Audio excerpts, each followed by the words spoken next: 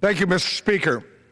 This Congress is making a habit, unfortunately, of acting in crisis mode, which is irresponsible and does a disservice to the faith and the trust that the American public has placed in us as their elected representatives.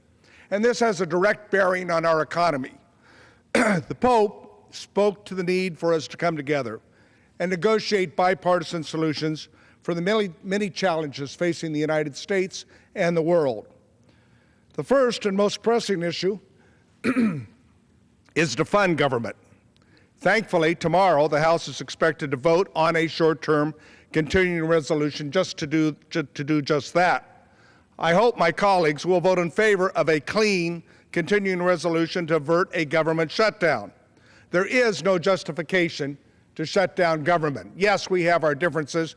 We negotiate that in a budget process. However, we know that this is a short-term fix, and that a real solution to fixing our nation's very real and very serious budget problems is in producing a long-term budget, and we should do that in December.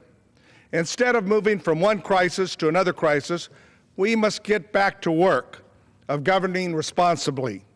Responsible governance requires that we come together, work hard, compromise on a bipartisan budget that will not result in poorly thought out, across-the-board spending cuts, more commonly known as sequestration. Failing to govern responsibly and compromise will negatively impact industries so vital to America. That include our agriculture economy, which provides the food that we eat on America's dinner table. It includes manufacturing and service industries that provide goods and services that we trade. And finally, it will severely impact some programs that support our nation's future, like healthcare, education, public safety, and research and development, costing billions of dollars and thousands of jobs.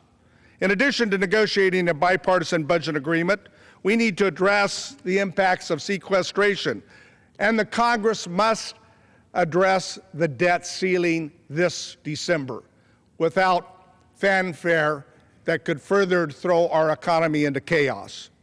If the United States were to default on its loans or to fail to live up to our promises to those of retirement age, it would send our economy in a downward spiral just at the time that we are finally recovering from this great recession.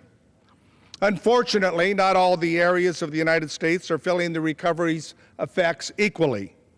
In the San Joaquin Valley that I represent, many of my constituents are still feeling the effects of the recession, in addition to the unnecessary impacts of our failure to invest in infrastructure, our water infrastructure that we terribly need to invest in, as well as our transportation infrastructure. Vital programs like the Ex-Im Bank, the Highway Trust Fund, the Land and Water Conservation Fund have either expired or will soon expire. The Export-Import Bank's charter, which was created, has sustained 1.5 million private sector jobs, expired in June 30th. By refusing to bring up the reauthorization of the bank for a vote, American jobs are being threatened, and Congress is undermining the ability of the American businesses to compete in a global market. The Highway Trust Fund is set to expire on October 29th.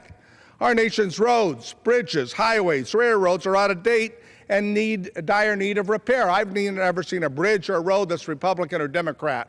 This is just investing in America.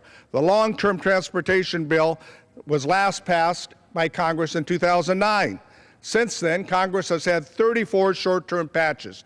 That is simply irresponsible. It has not only puts American safety at risk, but completely undermines our ability to create and sustain American jobs by investing in our infrastructure.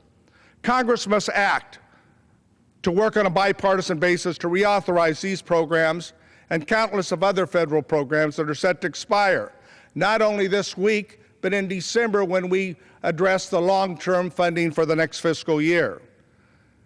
Otherwise, there will be another threat to shut down government in December. It's irresponsible. Last week, Pope Francis reminded us of our responsibilities, the better angels in all of us. He said, and I quote, "A good political leader is one with the interests of all in mind and seizes the moment in the spirit of openness and pragmatism. A good political leader always opts to initiate processes rather than simply possessing spaces. So therefore, the question we should be asking, are we simply possessing spaces? Or are we trying to find together the common good for the common man, as Pope Francis suggested?